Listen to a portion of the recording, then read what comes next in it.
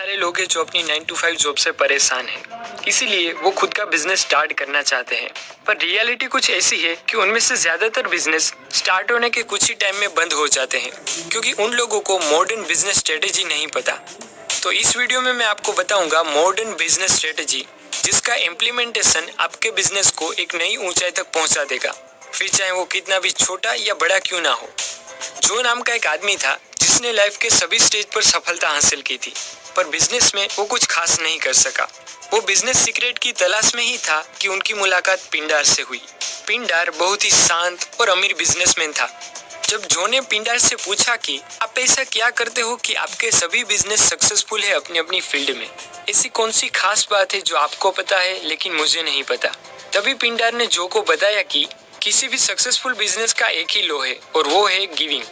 ये बात सुनते ही जो हंसने लगा और कहा कि मुझे तो ये तरीका बिजनेस चलाने का नहीं पर बिजनेस बंद करने का लगता है। पर कुछ टाइम सोचने के बाद जो को रियलाइज हुआ कि पिंडार बहुत ही सक्सेसफुल बिजनेसमैन है, तो उनकी बात गलत नहीं हो सकती। उसके बाद पिंडार ने जो को 5 स्ट्रेटोस्फेरिकल सक्सेस लॉस बताए, जिसके ऊपर बुक लिखी गई दी गो गिवर। दी गो गिवर में 5 लॉस बताए गए हैं, जिसमें फर्स्ट लॉ है द लॉ ऑफ वैल्यू। आपके बिजनेस की वर्थ डिपेंड करती है कि आप लोगों को उनके पैसे के बदले में कितनी वैल्यू प्रोवाइड करते हो। जैसे कि एक बुक की वैल्यू उनकी प्राइस से कहीं ज्यादा होती है, क्योंकि ऑथर की कई सालों की मेहनत, एक्सपेरिमेंट और रिसर्च का रिजल्ट हमें सिर्फ कुछ ही 100 रुपीज की बुक से मिल जाता है, और उसी का यूज करके हम इतना पा सकते हैं कि उसके सामने बुक की प्राइस कुछ है ही नहीं। जिसका बेस्ट एग्जांपल है रॉबर्ट कियोसाकी की book rich dad poor dad. हमें भी बिजनेस में पहले वैल्यू डिलीवर करनी चाहिए, फिर चाहे वो परफॉर्मेंस वैल्यू हो, रिलेशनल वैल्यू हो, इमोशनल वैल्यू हो या हो फाइनेंशियल वैल्यू। आप सिर्फ वैल्यू डिलीवर करो, पैसे और लोग अपने आप आएंगे।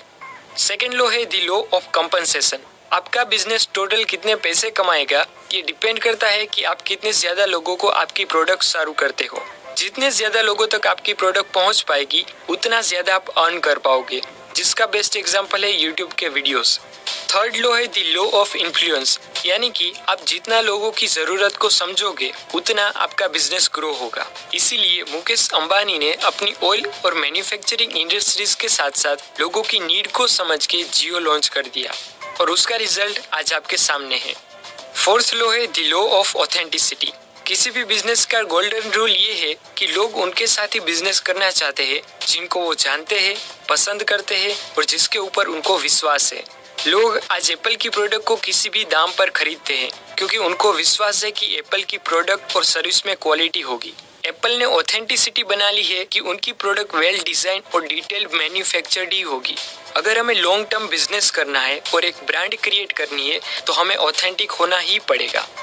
फाइनली फिफ्थ लॉ है द लॉ ऑफ रिसेप्टिविटी, यानी कि आपने इतना कुछ दिया होगा तो कई लोग खुश होकर आपको रिटर्न में कुछ देना चाहेंगे, तो वो आपको एक्सेप्ट करना है। इस बुक का ओवरऑल कंक्लूजन कुछ ऐसा है कि पहले आप वैल्यू क्रिएट करो, लोगों तक पहुंचाओ, उनकी जरूरतों को समझो, ऑथेंटिक रहो और उसके बाद रिसीव करो। इस 5 लॉ के बाद एक बात जरूर याद रखें कि आप इस दुनिया में चाहे जो भी काम करते हो वो डायरेक्टली या इनडायरेक्टली ह्यूमन बीइंग से ही कनेक्टेड है। तो जब आप गो गिवर बन जाओगे तो लोग नेचुरली आपके साथ बिजनेस रिलेशन बढ़ाना चाहेंगे।